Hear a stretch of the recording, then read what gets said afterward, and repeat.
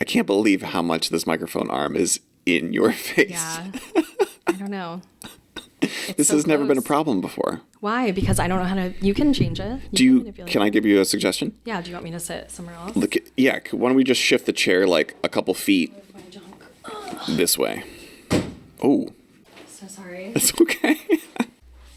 I've never sat this far out. I know. Okay, good. Now position the mic. There. Is that good? That looks great. Yeah. How does it feel? Feels good. Yeah. Sounds good. It looks a lot better. Before, the microphone arm was like blocking your left eye. Yeah, I was getting like double vision. My brain was like trying to create the full image, so.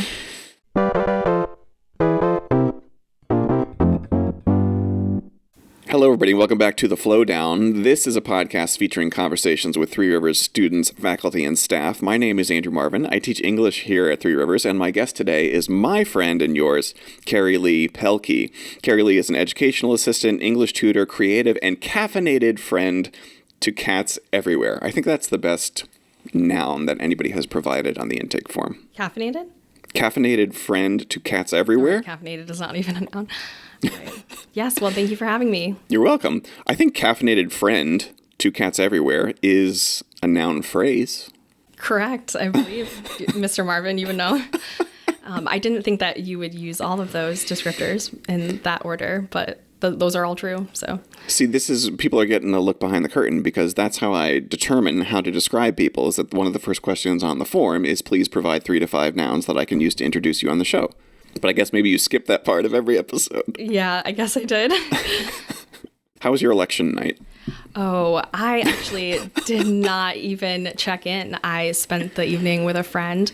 I felt good most of the day and then went home. It stinks on election day because like you can't do anything or concentrate on anything.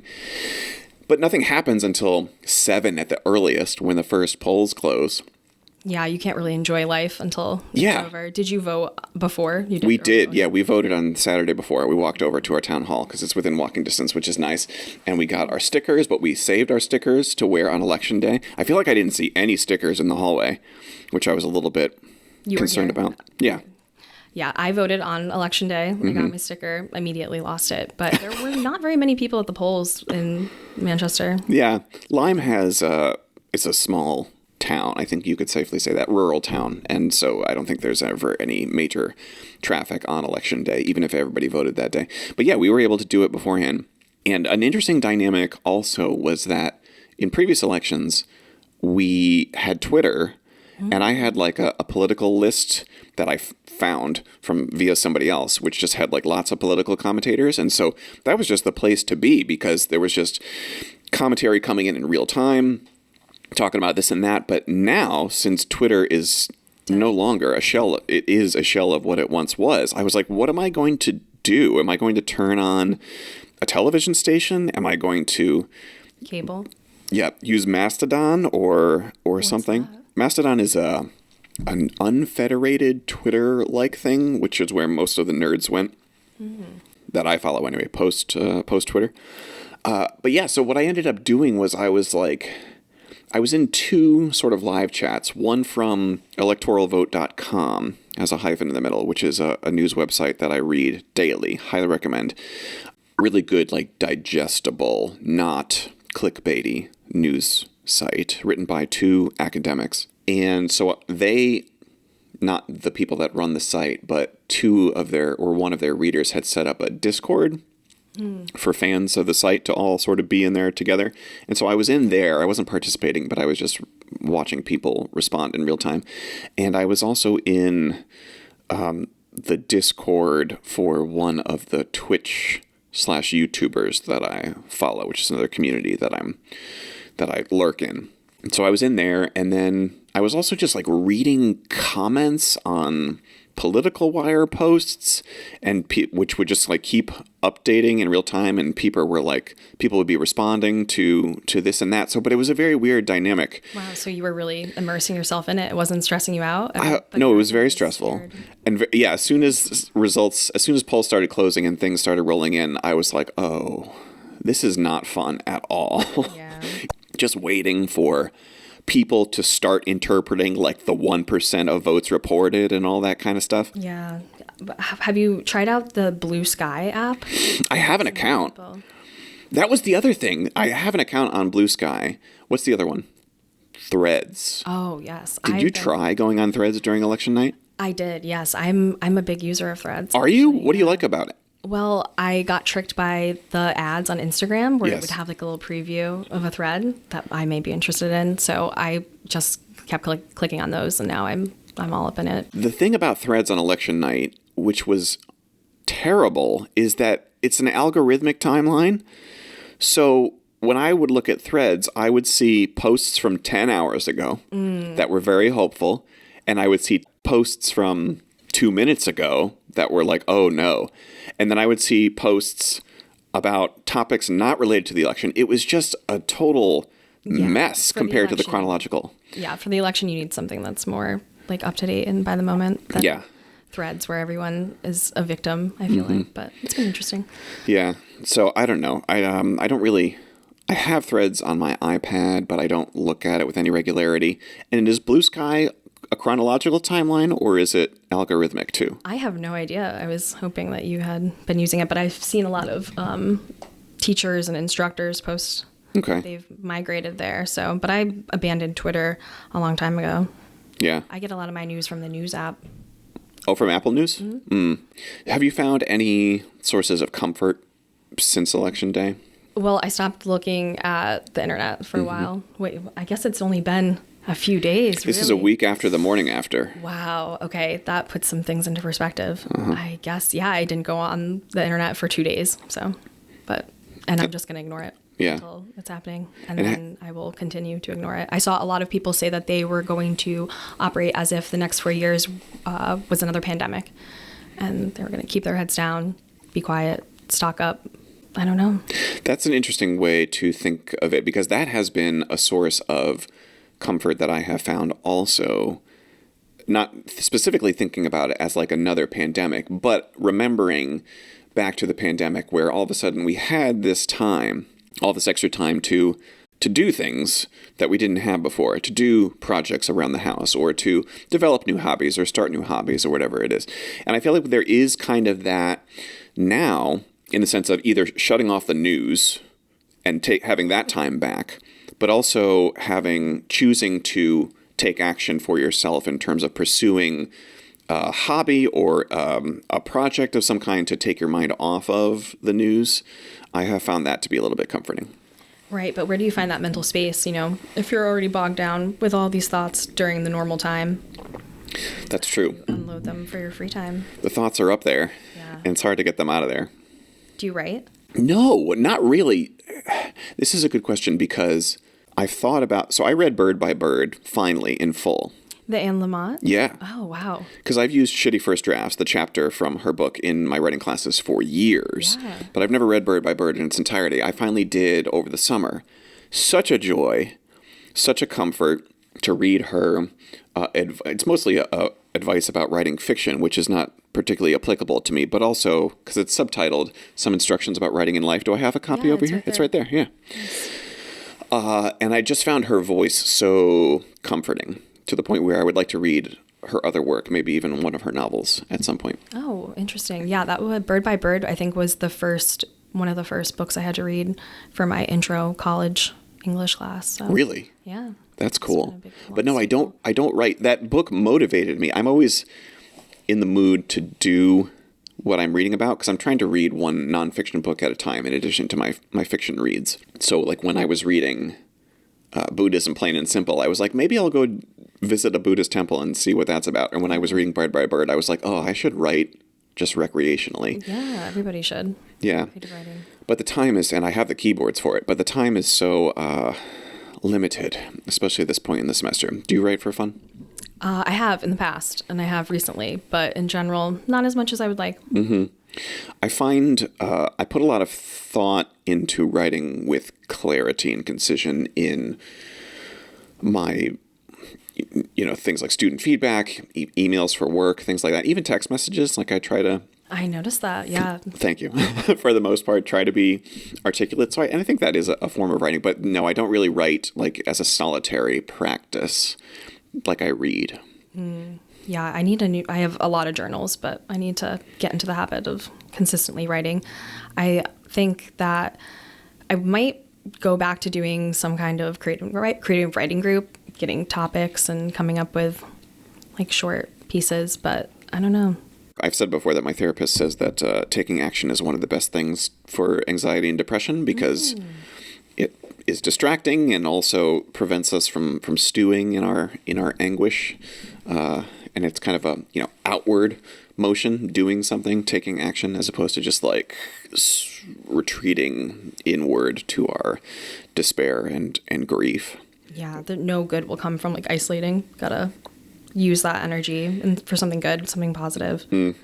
You are an educational assistant in the Tutoring and Academic Support Center. Yes, Academic Success Center. Academic Success. Yes. What did I say? Support? Unless Academic we support. Changed it again. I think success is better. Task. Although, can you guarantee success? Showing up is part of it. That's true. It is part of it. How did you arrive at that position? How did you get to Three Rivers? Well, I actually have been tutoring writing for as long as I can remember, since like third grade. We had little buddy tutors in elementary school. And then I got really involved in my high school's writing center. And I was trained at UConn. And then I came here. Nice. So I remember that when I was in graduate school in particular, peer reviewing, helping my classmates with their papers, was like the first glimpse that I really had of a kind of what being an English teacher would be like. And so I try to emphasize that when I teach peer review now. But so you said you were trained at UConn, and that was a bachelor's degree in what? In English. In English. Like my degree was, but I also did like the writing center training there. So, what is writing center tutor training like? Because you have to have special qualifications or training to be able to work with students in that capacity, because it's different from what I do. Yeah, well, when you said that the peer review was the first insight you got to actually instructing English, I would think that it would be the opposite. It would be like the discussion in classroom. That was the first. That's what I think of when I think like English class and teaching.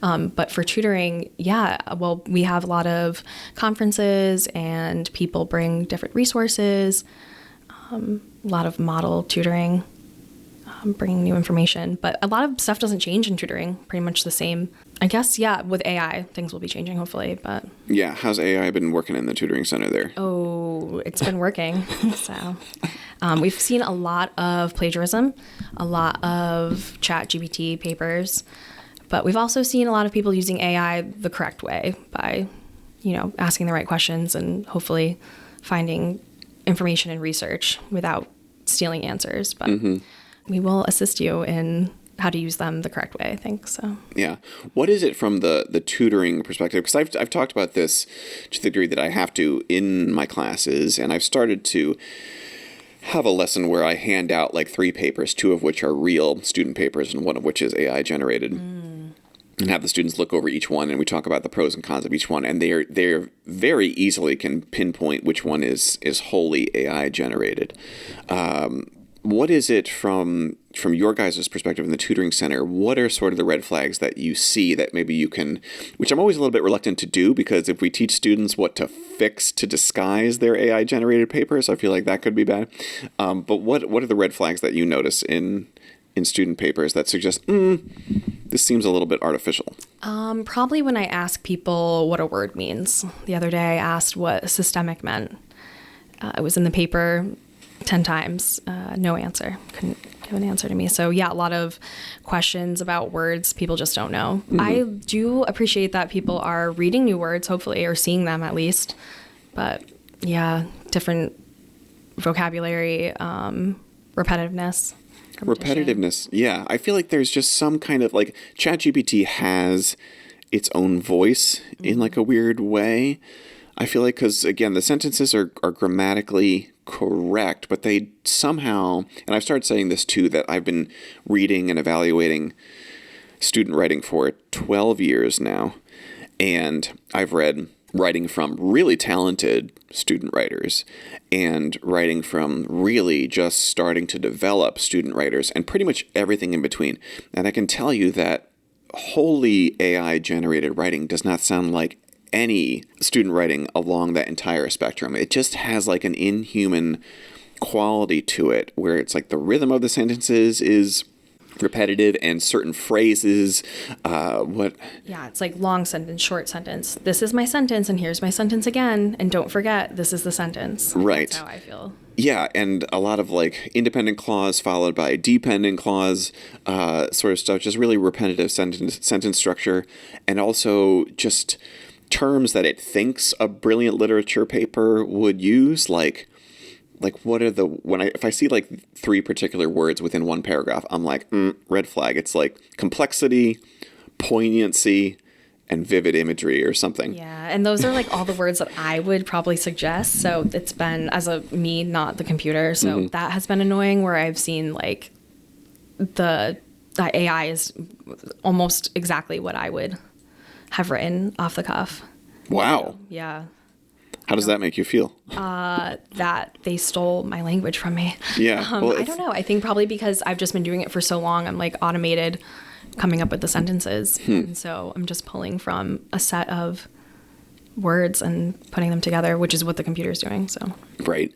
The way I heard it described on a podcast the other day was, so one of the podcast hosts was a professional writer, and he was talking about the new AI writing tools like in Apple's operating system where it's like, make this sound more professional or whatever. And he was like, every time I try those, it makes the writing worse, which of course he would feel that way because he's a professional writer. And I would hope no self-respecting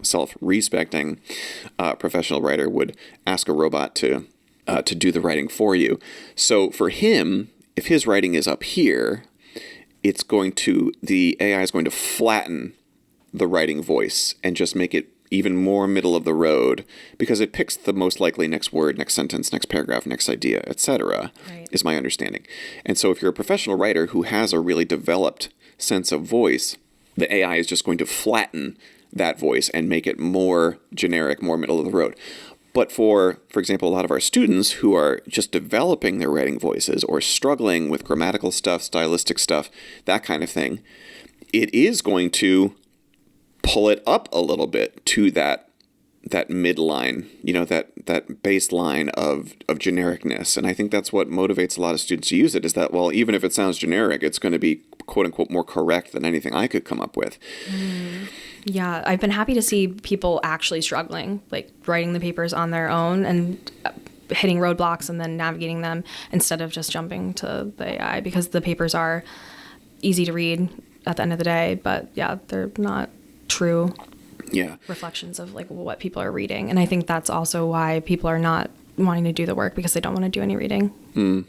Reading is difficult. Difficult for me who likes to read because of the time commitment. It is time consuming to read. I don't read particularly fast. But the time commitment, you have to carve out the window. Like I try to do 30 minutes every weekday. And I've pretty much been able to do that, knock on wood, so far this semester. And that's when I drink my coffee. So it's a very nice ritual. But also, not just the time, but also the concentration. Like right now, I'm reading Autumn of the Patriarch by Gabriel Garcia Marquez, which is really difficult because it uses like really extended sentences.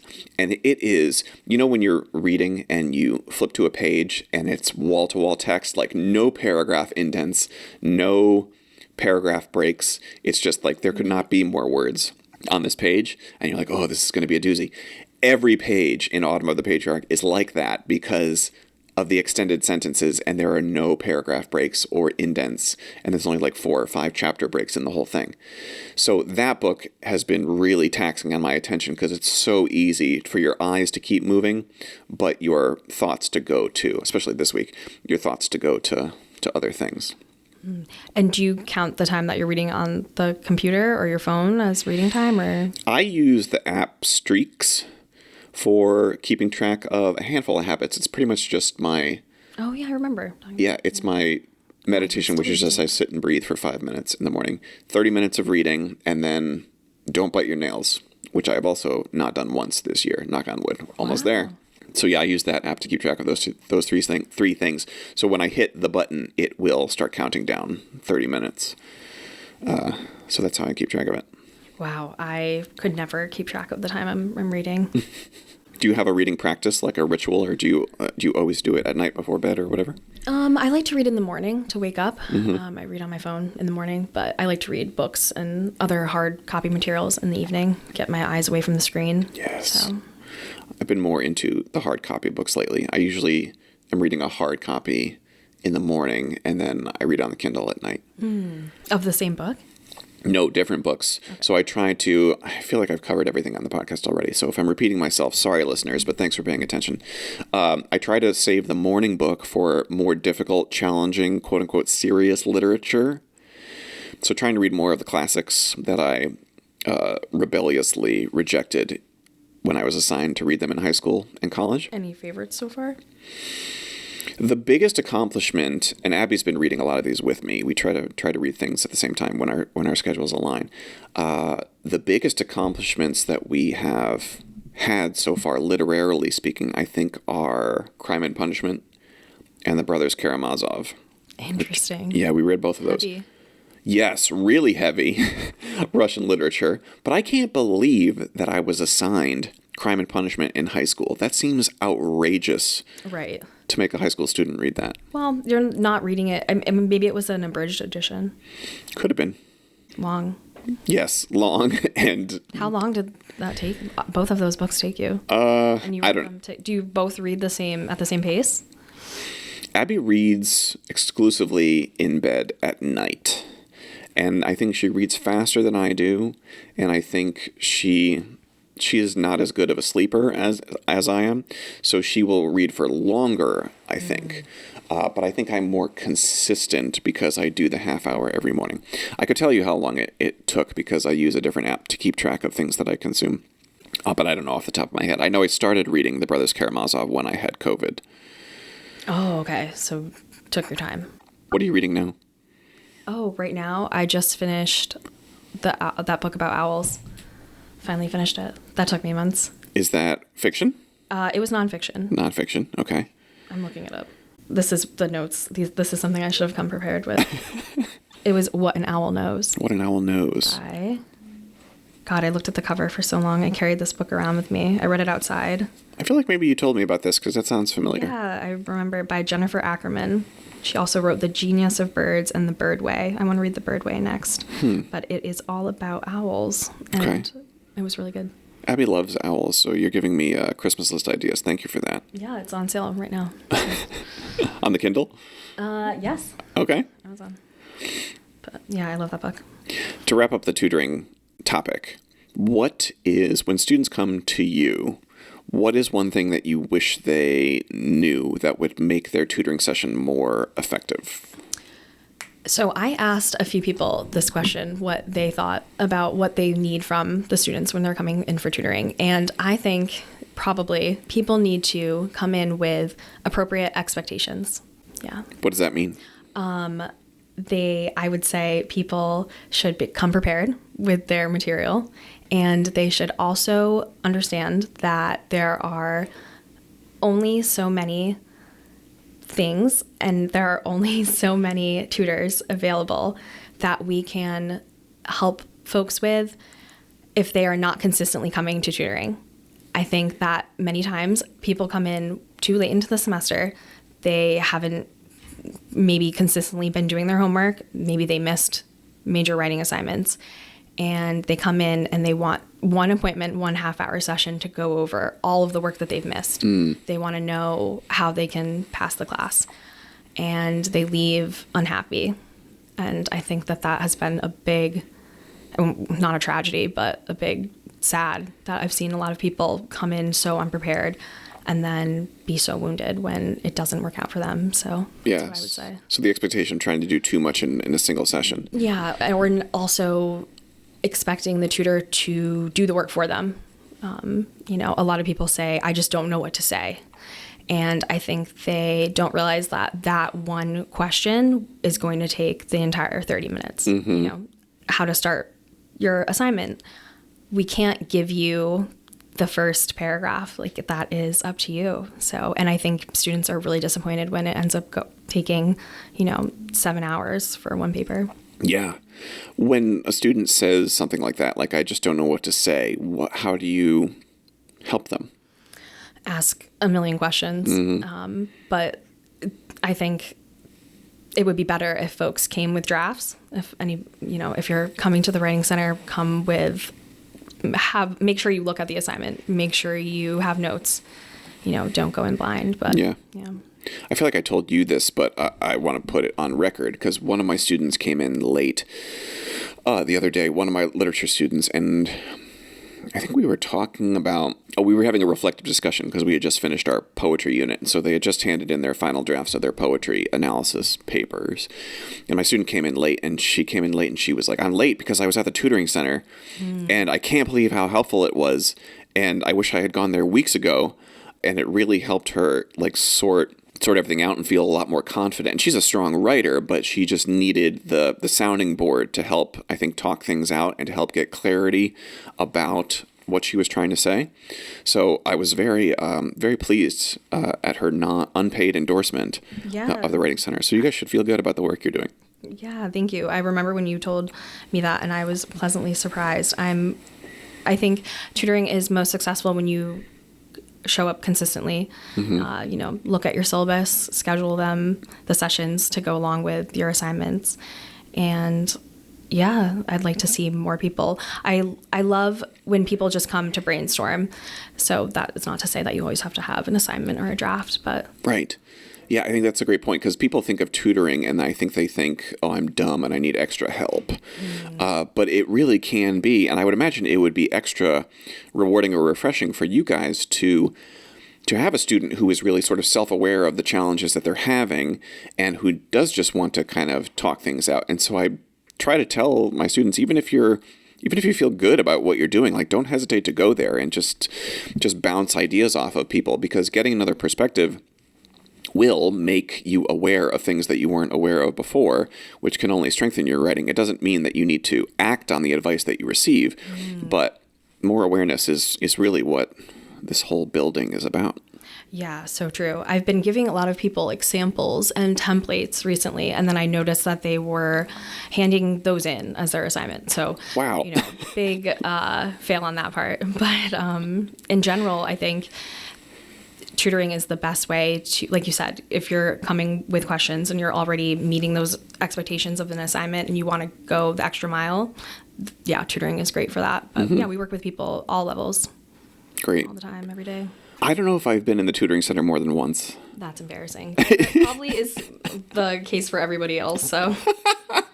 What do you wish, because I make regular reference to and endorsements of and encourage people to go to the Writing Center, but I've never actually been there and watched a tutor work with a student. So I don't actually know what happens in those sessions. I know it's a little different every single time, obviously, but what do you wish faculty knew about working with students as a tutor? Oh, okay. Wow. Big question. I would say that the tutors are doing their best. We're doing our best. Yes. And we only have 30 minutes. So I think everybody knows how quickly 30 minutes goes by. And yeah, it's not up to instructors and teachers to prepare the student for tutoring. It's up to the student. I think so. Okay. But yeah, just that we only have a limited amount of time. And so when a student goes with like a draft that has comments from the instructor, is that helpful? Can you help them parse those comments and figure out how to act on them? Definitely. That's great. You all give many comments and they're very helpful. And I'm always telling people that this is like what you're paying for, the class. You're getting the feedback line by line from your instructor on your essay. You don't know what it says. They might not be available to go over it with you. That's what we can do. So, yeah. And even we've had students come in who have worked with other tutors who have questions about comments from the tutor. And, it's always good to get another perspective. Right. Have a neutral third party that's not you as the student or your scary, potentially, instructor. Having a neutral party to help you navigate that feedback, I think, can be helpful and reassuring, I would hope. Yeah, I've heard people have been scared to come to the Writing Center. They don't want to make the phone call. They don't want to walk in. They don't know where to go. And it's really not intimidating once you're in there. It's casual. People are always running in and out of there. The printers are available. Nobody's going to yell at you. So yes, that's another thing I emphasize when my student shared that success story about the Writing Center, that doing anything for the first time is frightening because you don't know exactly what to expect. And for all you know, you could go in there and everybody could laugh at you. Like, what do you mean you need help with your paper? That's ridiculous, which is not going to happen. But my student basically said as much, that I wish I had gone there sooner, because as soon as I was in there, I was like, oh, this is not a big deal at all and is actually super helpful. Yeah, I think students sometimes think that we are going to tell the teacher, what they said about them. And, it's never like that. Right. Yeah. Cool. What else do we have here? Loop earplugs. Yes. Well, I was wondering, were you the person, did you recommend those to me? Loop earplugs? I don't think so. I recommend earplugs. Yeah.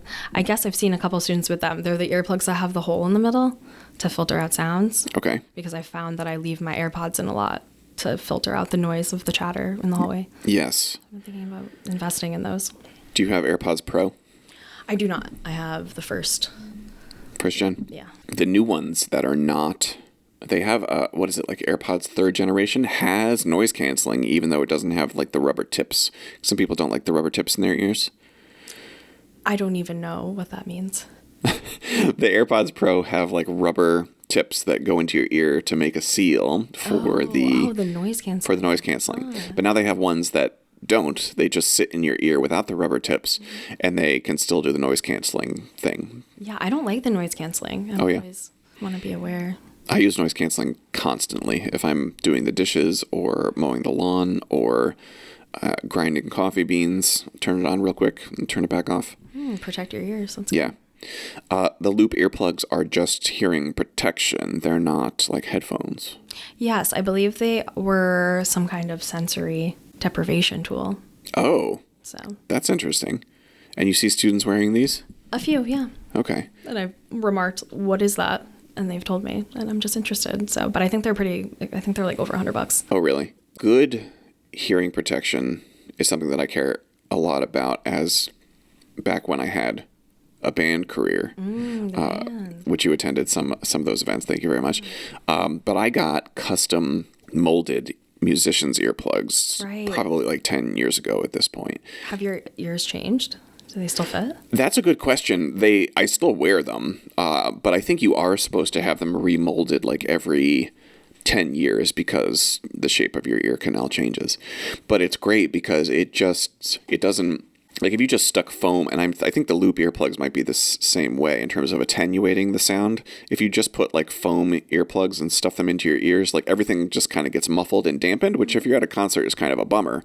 I mean, important to protect your ears, but kind of a bummer in terms of the sound quality.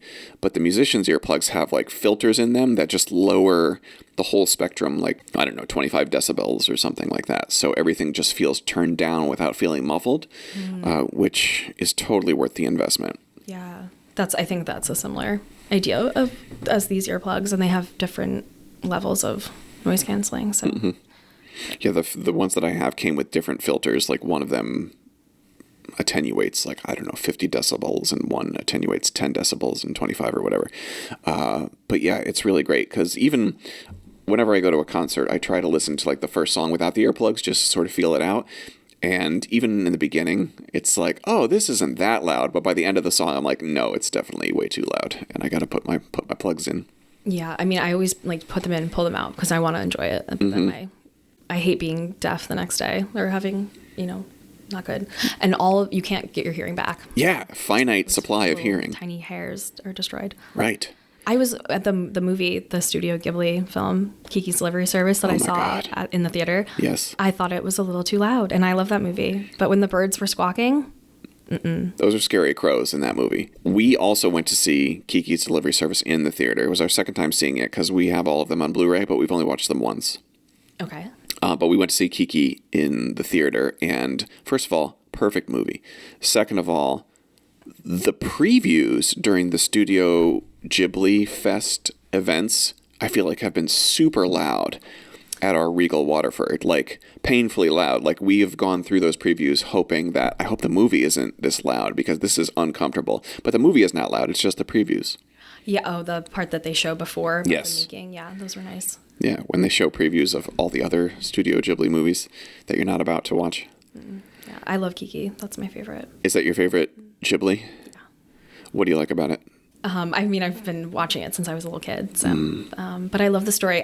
When I was watching it in the theater as an adult now, I was thinking about how it was sad that she had to help everyone in the movie. Like, I didn't realize every time I'd seen it before that Kiki has no time to herself in that film. So that spoke to me.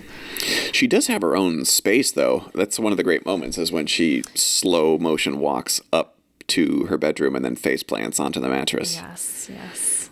That one, I liked it the first time I watched it, but on the second estimation, I was like, I'm giving this 5 stars in Letterboxd. No question about it. Oh, that's sweet. Yeah, I used to pretend to be Kiki when I was like in elementary school. I would put my red ribbon in and run around. Mm-hmm. But, just a good role model. It's been those films stand up, they've been so good.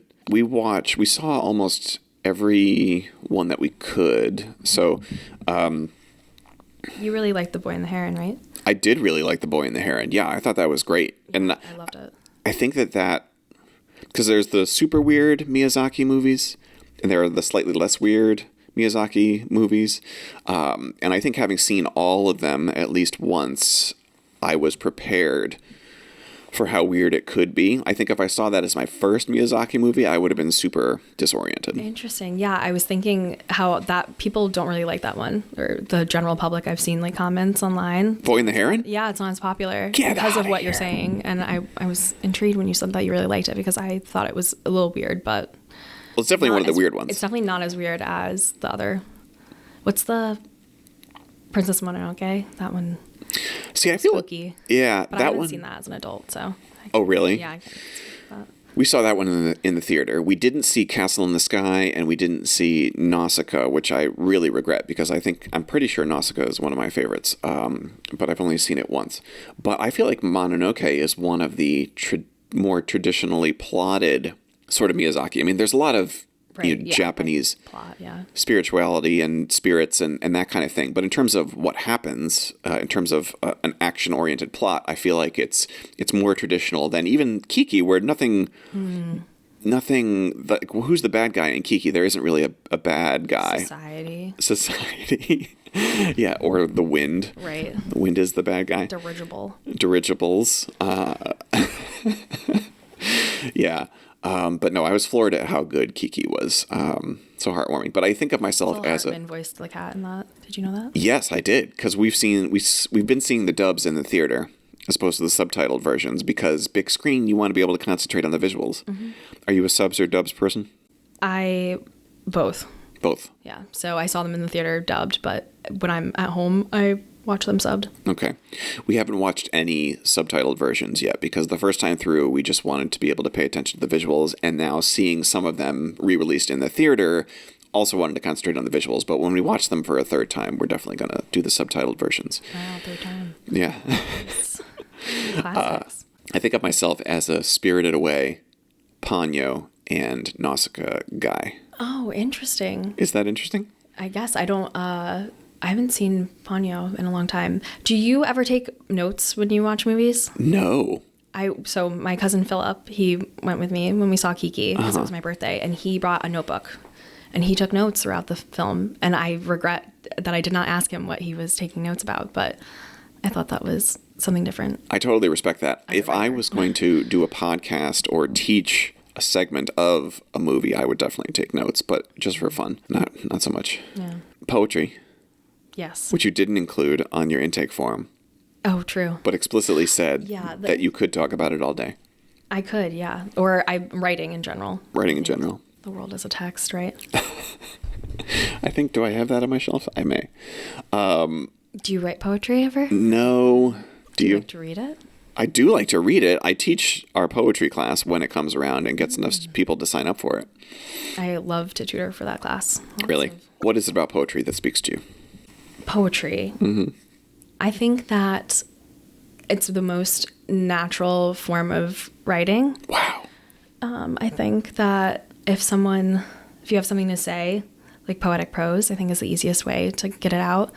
I think poetry is really rewarding, and I think that it gives more than it takes from you. Mm. So I'm always left feeling better after I read poetry. Yes. I'm always feeling better after I write something. And when I say write poetry, I mean like anything, even like a line or something. Mm-hmm. It doesn't always have to be part of a poem or something bigger, but I would say even just like every daily musings can be poetry. Yeah.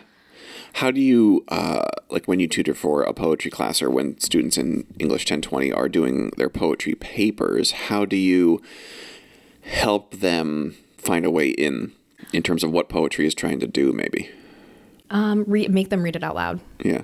Make them live with the words for a moment.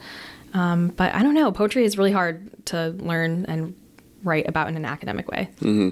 The approach that I've sort of settled on over the past few years is that it's trying to, and I'm sure I'm paraphrasing my own teachers, but that it is trying to give us an experience or an understanding for ourselves and not just tell us what it means, obviously, but trying to help us experience or understand the meaning through its language. And I feel like that two sides of the coin, one side being language, the poetic devices, the poet's choices, the figurative language, and the other side being the experience and understanding that those language choices give us, I feel like has been a way to help students grasp what a poetry paper or what just the pleasure of reading poetry can be. Yeah, like people hate to hear, like, how does the poem make you feel? That's kind of the simplest way to answer a question about it or reflection or all those things you just said, those literary devices. That's what all those things come together to make you have some kind of feeling. Yeah. I have been thinking about, because I don't read a lot of dedicated poetry books like I do with fiction. And I've been thinking about how I should probably just pick a poet and get the collected poems of that person and kind of wrap my brain around one person's body of work. Oh, interesting. Do you have books of individual poets, or what does your poetry consumption look like? Yeah, so I have a lot of collections from just one single poet, Sharon Olds, Louise Erdrich, some other people. But yeah, I don't know. I would say can't even think of who you would dedicate all of your time to just one poet. Yeah. I say that I think the best way to read poetry is through literary journals and poetry magazines. Okay. There are lots of free ones that are posted like online on Instagram. That's where I read a lot. And then like the poetry magazine. Right. The hallway in the school actually has poets and writers, many copies that are seemingly free. So right. Come through. Is the advantage of that, you think, just the variety that you get? Yes. Yeah, I think so. And also, like, what would be, unless you're studying a particular poet for a graduate class or topic, I don't see what the big reward would be for just an everyday person dedicating themselves to learning about one poet. Like, I think once what are you thinking? Like Shakespeare? Well, we are trying to read all of the Shakespeare plays, but we have stalled at Henry VI, Part 1. Wow. So we're going in chronological order, roughly speaking. But we do have to get back to that. I think the advantage, and when I say buying one poet's collected works, not necessarily holding yourself to reading all of them, because like when I've looked up like the collected works of William Carlos Williams, it's like 1,000 pages of poetry, which is a big ask. But I think as soon as you've read more than one poem from any poet, you can start to compare them and contrast them. And certainly if you read multiple poems by the same poet, you can do the same thing and sort of get a more informed understanding of their body of work. Oh, yeah, definitely. I think you can read, like, who are you? You should read what you're interested in. Mm-hmm. So if you like the poet, then I would say go for it. Okay. Water filters? I'm imagining you buying like all of these like Billy Collins books. I don't know. Billy Collins is good. Yeah. I use Divorce, the poem Divorce, as an example of indirect language. And I put that up when I explained my poetry paper assignment this semester to my in-person folks. And half of them were still, which Divorce is a very short 4-line poem. And still half the class was like, I don't get it. No way. Yeah. All right. Have you read it? I'm looking it up now. Yeah, look up Divorce Billy Collins, and you can read it.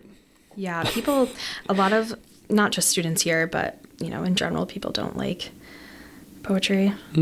Wow, there's whole threads written about how hard it is. I was going to say, I feel like I almost have it memorized, but I definitely don't. Divorce. Once, 2 spoons in bed, now tin forks across a granite table, and the knives they have hired. Is that the poem? Yep. It's triggering me about my fork injury. I was going to say, do you want to talk about your fork injury? But I assume the answer to that was no. I don't see what's the moral of the story there, but it's funny. Of the poem? I told everybody about the fork. No, about my injury.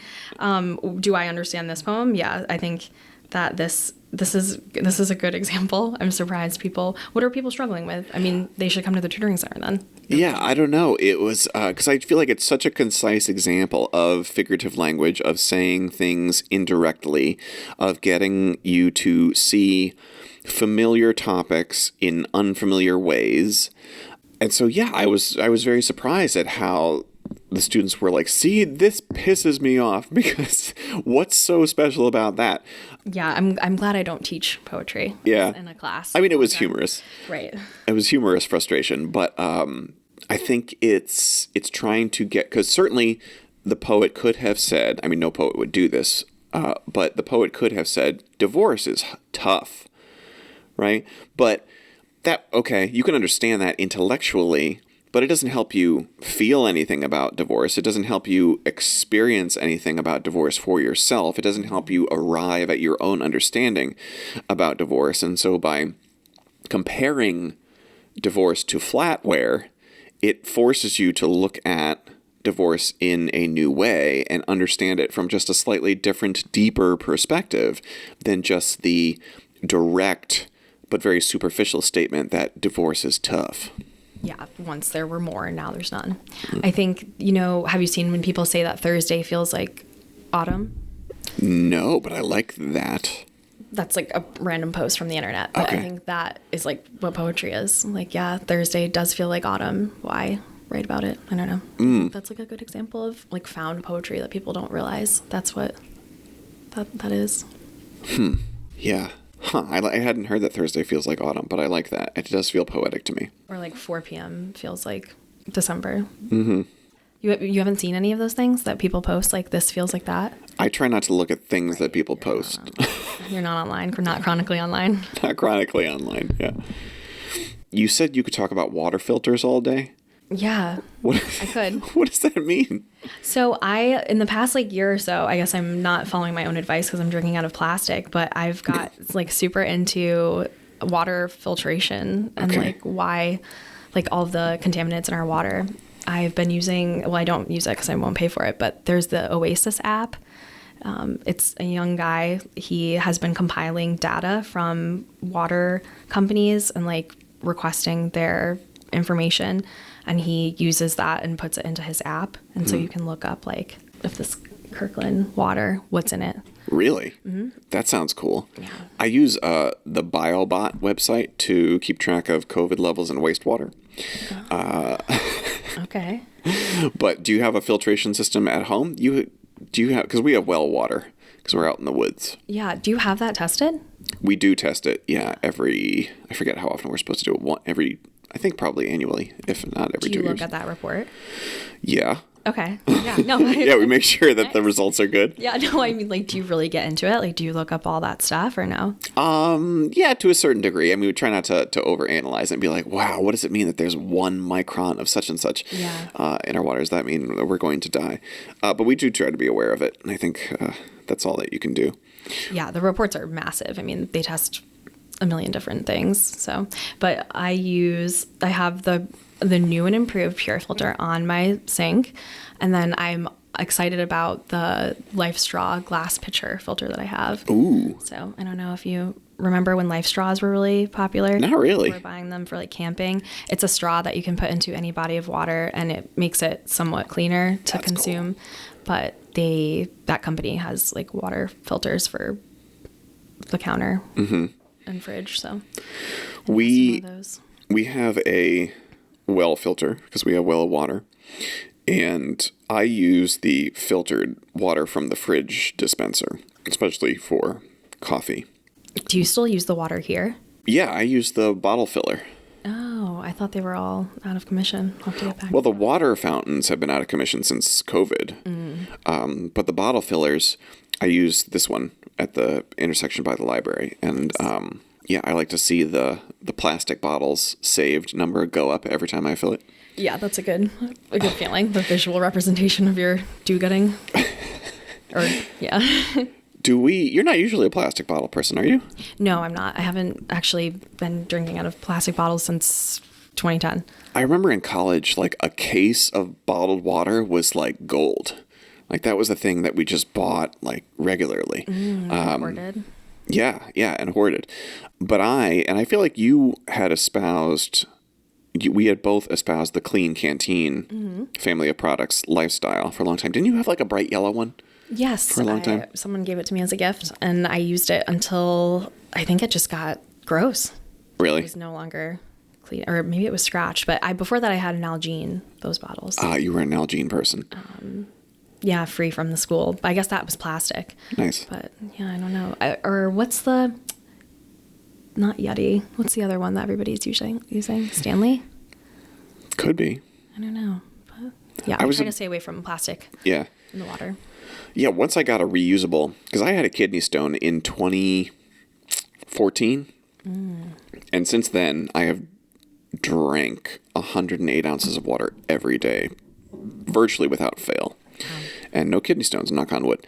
But yeah, I love having a reusable water bottle. And I was a big Clean Canteen person for years. Did I buy you that yellow Clean Canteen? I believe it was you. Was it me? Was it you? Yeah. You're welcome. Because I was a Clean Canteen evangelist for a long time. And I used to use the 18 ounce.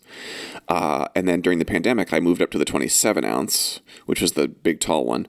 And the problem that I found is that I would inevitably drop it and they would always dent. And so the bottom...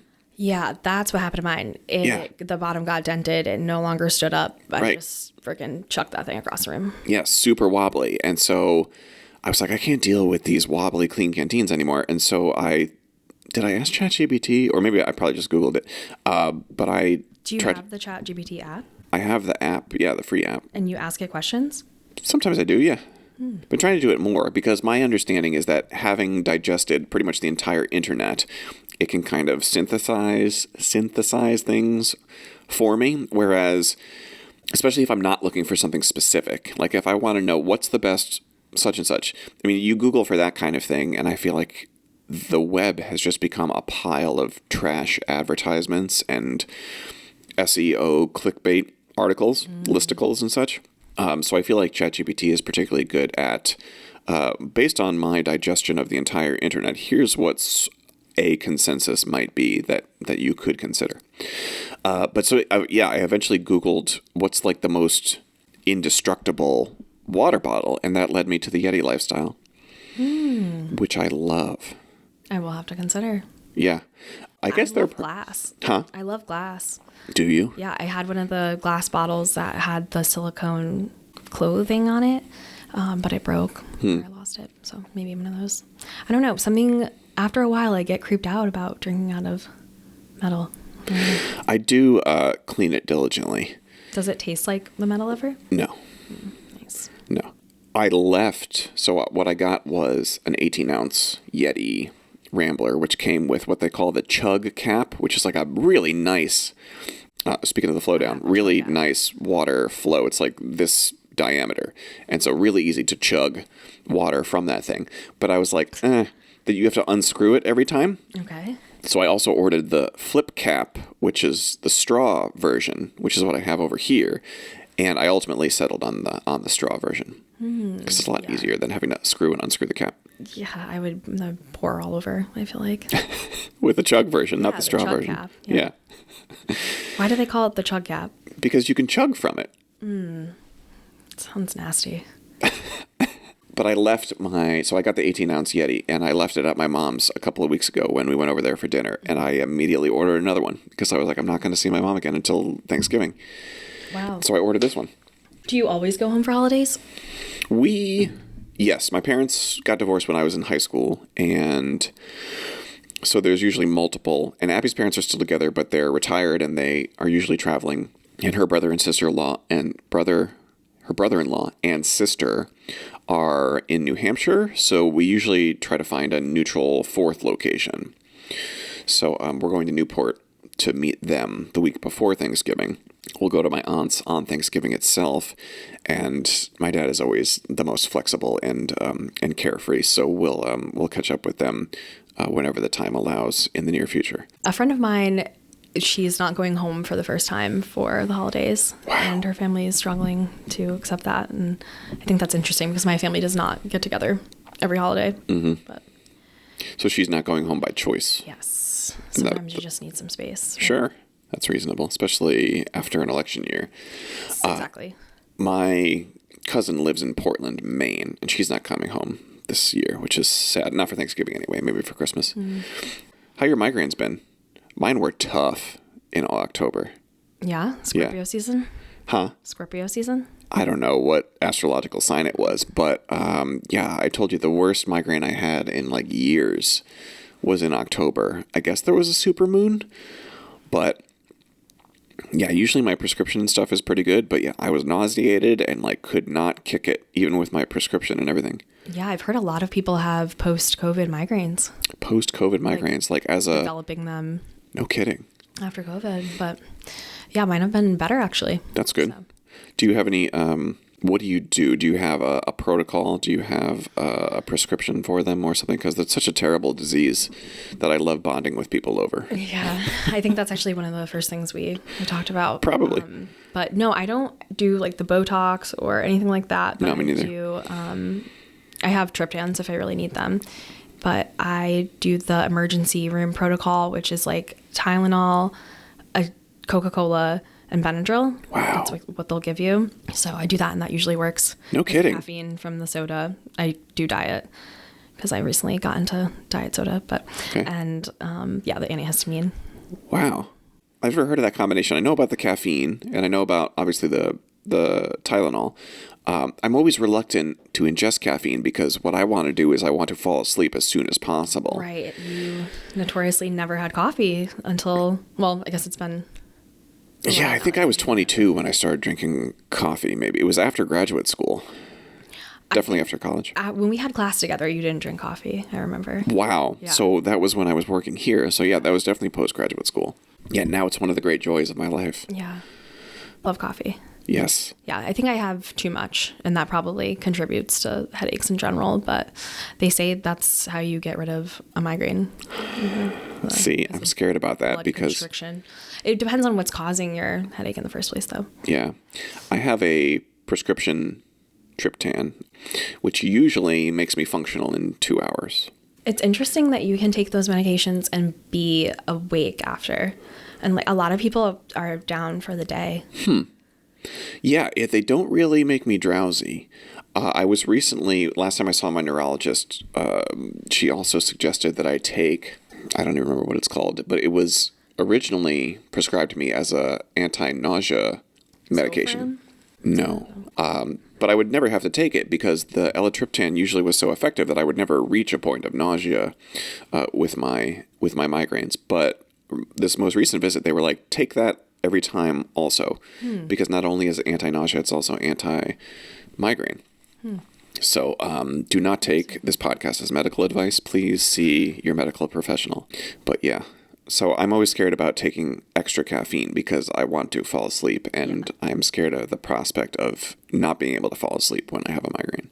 it's interesting that your doctor told you to take it every time, because oftentimes, if I throw up, my migraine goes away. And I know that's like a characteristic of migraines in children. Yeah. They always get sick and then they'll feel better. Sure. Because of the connection between like your brain and the gut. So that's interesting that because sometimes if I don't throw up, I'm sick for like 3 days. Or like my migraine doesn't go away. Wow. Yeah, usually the prescription helps me avoid the hangover too. But the anti-nausea medication is supposed to make you drowsy also, which is a side effect that I'm happy to endure. Have you watched anything recently? Have I watched Do you watch reality TV? No. Okay. Like what? Oh, Love is Blind. What is that? A dating show? Yeah. Yeah. People are in pods and they can't see each other, and they fall in love with their journals. Yeah. So, or The Golden Bachelorette is what I've been watching with my mom. Okay. No, I would never voluntarily watch those things, but when they are on in public places, I admit that I can't stop watching them. Yeah. And it infuriates me. That's how it happens. Yeah. What have we been watching? We are on like episode 5 of Rings of Power season 2. Lord of the Rings Amazon. Okay.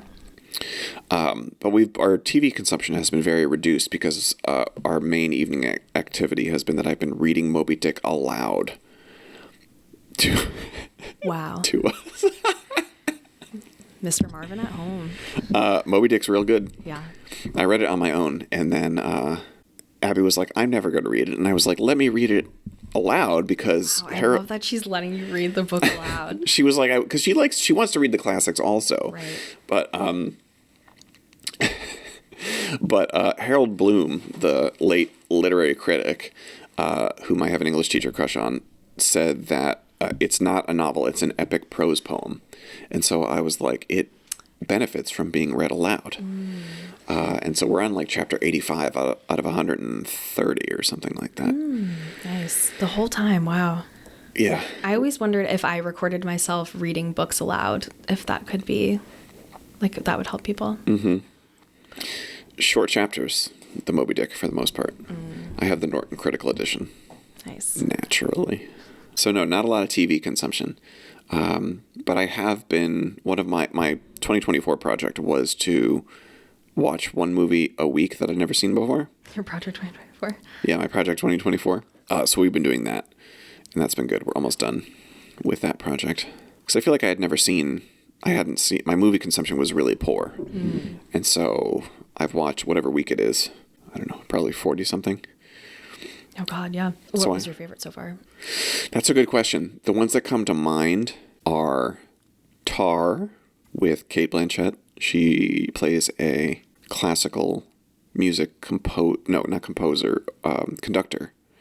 That was really good. The Zone of Interest was really good. Never heard of them. Good movies. Check it out. Yeah, what else have I seen? I don't know. Those are the two that come to mind right away. Oh, Amadeus. I kept seeing that advertised. Yes. The more recent one? And I think it's in the 90s. Oh, okay. Is when it came out. Yeah. But that was pretty extraordinary. I've been trying to... One of the reasons why I wanted to do this movie a week project is because... Do you know what Letterboxd is? What it is? Yeah. It's a website where people can rate and track and log and review movies. And on your Letterboxd profile, you have your top 4 movies that appear on your profile. And I only have 2 movies on there, Glengarry Glen Ross and No Country for Old Men. And I can't decide what are the other 2 movies that I want to put up there. It should probably be a Star Wars or an Indiana Jones or a Lord of the Rings. But how do you pick one installment of those trilogies? You can't pick like the trilogy in general? I don't think so. That's interesting that you have that profile. Strong digital footprint. I would never even think of reviewing movies publicly. I don't review them. I star rate them, and I just use it for tracking purposes. I see. Oh, for yourself. Okay. Yeah, for myself. And I look at like people that I follow and what movies they're watching and what star ratings they give them and that kind of thing. But you know, with a top 4 like that, it's not just like what are my favorite movies, but also what movies do I want to represent me on my public-facing profile. Yeah, I mean, I would have no idea what I would pick. And yeah, the ones that you said, that's like what those are everybody's favorite movies. Goodfellas. I love Goodfellas as much as the next guy. Say that. But do I feel like Goodfellas is a formative movie that represents 1/4 of my movie watching identity? No. It could be. So I would think of it as that movie represents a narrative style of a film that you like. Mm-hmm. So like Goodfellas kind of feels like Wolf of Wall Street to me. And so I would put that in the same director. Like those kind of movies. No, I don't think so. Scorsese. Oh, okay. That makes sense. Yeah. Mm-hmm. Then, my point is moot. Playing any games lately? Have I? Actually, no, I haven't. Mm-hmm. I played Suga game. What is that? It's like a Tetris fruit game. Is that the watermelon thing? Yeah. Watermelon. Is that a mobile game? It is, yes. But I was playing on the Switch. Very good. What about you? I'm playing The Last of Us Part 1 for the 9th time. The what? The Last of Us Part 1. Oh, okay. For the 9th time. 9th time. Yeah. Wild. No new, just revisiting the classics? Not consecutively, but just cumulatively. This is the 9th time I've been through it. I played the second part 4 times. Over time, over years. Why? Why? Because they're incredible. Do you really like the story? Yes. Okay. I mean, I love everything about them. Or the show? Love the show. Love everything about them. But before that, I played Final Fantasy VII Rebirth for like 160 hours over the course of many months. And so once I finished that, or at least called it done, I needed a palate cleanser. So I turned to my good friend Last of Us Part 1. Nice. And I'm planning to do Dark Souls next.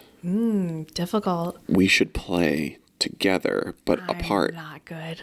Yeah. I did Demon Souls, the Demon Souls remake for PS5, and famously very challenging. Famously, you die and there are major consequences to dying. And at first I was like, I got through like the entire second level and then I died and had to go all the way back to the beginning. And I like put the controller down and I was like, I don't know if I can do this. Because that was so much time. Yeah. Games take up a lot of time. They do. But I persevered and ended up playing through the whole thing. And now I want to play all of the Souls-likes games. The Dark Souls 1, 2, 3, Bloodborne. Yeah. Those are kind of Sekiro. Cozy. Elden Ring. I can't wait to play Elden Ring. Cozy? Yeah. Cozy games? Nice. So my current plan after I finish this run of The Last of Us is I think I'm just going to bounce back and forth between a From Software game who makes the Souls series and the Final Fantasy games that I haven't played. Oh, I played It Takes Two. How did you like that? So we haven't finished it yet, and I get mad at it. It's hard, but it's a fun game. I'm glad I understand now what all the references have been for all this time about that game. I know it's really popular. With whom are you playing it? I'm playing with Mike and whoever comes over to play with me. Abby and I tried to play that, and we got decently into it, and we're having a good time, but then you have to, no spoilers, but you have to fight a beetle. Do you remember this? We're not done yet. I'm at the part after the bee. Okay. Wasp. Yeah, I think we got to the bee. I think the beetle is maybe in that area, but we could not get past it, and we found it super frustrating because it just kept, because you both have to survive, right? You both have to do, that's the whole premise of the game, is that each person has to do different things. Yeah. Real team building activity. Yeah, really team building or breaking activity, and so we just couldn't get past that beetle, and so it was becoming not fun anymore, so we quit. Yeah, I will definitely finish it one day because I want to see how the story ends, but yeah, it's hard. Definitely. Kerrylee, thank you so much for all of your time that you have spent during this post-2024 election Flowdown extravaganza after dark.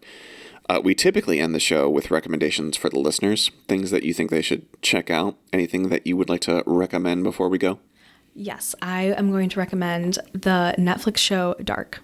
Dark? Yes. Is that the Will Smith one?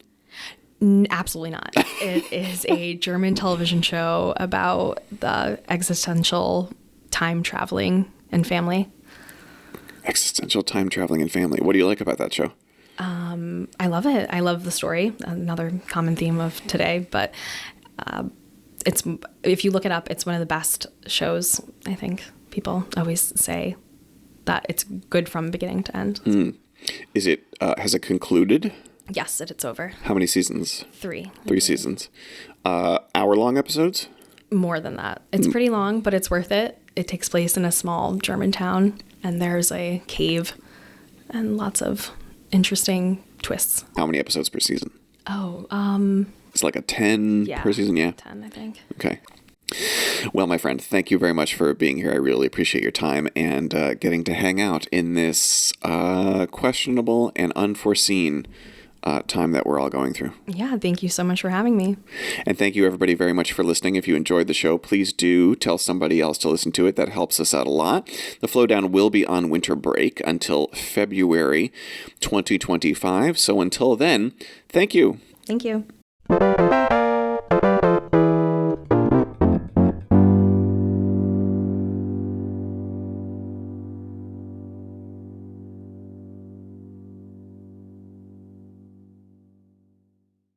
Do you look at the mic while you're talking? No, I don't. Right. Do you look at the mic while you're talking? I have been. It's a little cross-eyed. But okay. I see. It's pretty good.